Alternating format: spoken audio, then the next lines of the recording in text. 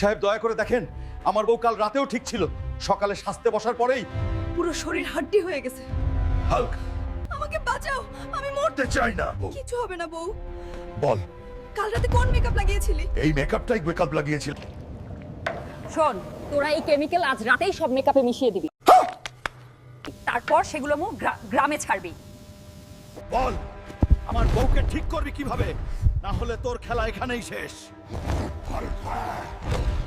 আব্বা আমার বাঁচাও, ডর লাগতেছে। মা তোর এটা কি? শুকনা ভাই, শুকনা ভাই, হাকুন ভাই, অসুখ না। শুকনা ভাই, এটা কোনো অসুখ না, এটা জিন্দা জাদুর অভিশাপ। সূর্য ডোবার আগে যদি ওই তান্ত্রিকের না ধরেন, আপনার মাইয়া চিরদিনের লেগে গাছ হয়ে যাইব।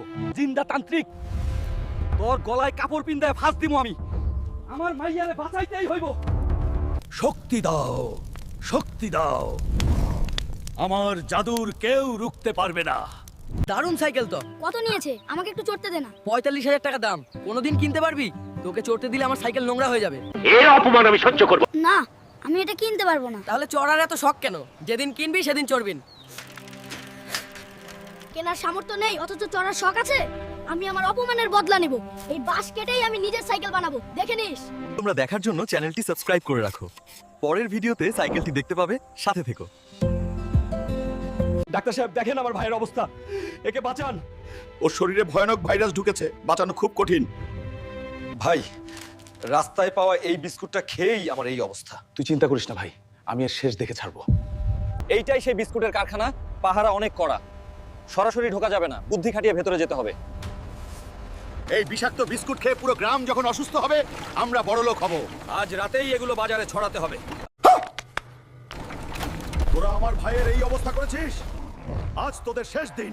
এটা সিনেমা না হাল্ক, এখানে তোর দাদাগিরি চলবে না। বল, আমার ভাইকে ঠিক করার ওষুধ কোথায়? এখনই বল। হাল্ক ভাই, মাফ করেন, এই নিন আপনার ভাইয়ের ওষুধ। আমাদের বাথরুম আর টয়লেটের পাইপে জ্যাম লেগে গেছে, পানির প্রবাহ বন্ধ হয়ে গেছে। হ্যালো হালকা, আমাদের ছাত্রীনিবাসের পাইপে জ্যাম লাগছে, আইসা ঠিক করে দিয়া যাও। ছাত্রীনিবাসের পাইপলাইন বন্ধ হয় কেমনে বুঝলাম না। কি গন্ধ! মেয়েরা খালি সাজুগুজু করলে হবে, টয়লেটকেও একটু সাজুগুজু করাতে হয়। আসুন আসুন, সবাই আসুন, হেল্প করুন। মনে হয় বিশাল কিছু আটকেছে, জোরে টান দেন। ম্যাডাম এই দেখেন, বেগুন, শশা, বেলুন, এগুলো পাইপে এলো কেমনে? এই মেয়েগুলা না, আমি আর কেমনে সামলাই? বন্ধুরা কমেন্ট করে জানাও, মহিলা হোস্টেলের পাইপে এত জ্যাম লাগলো কেন? আর সাবস্ক্রাইব করতে একদম ভুলো না কিন্তু।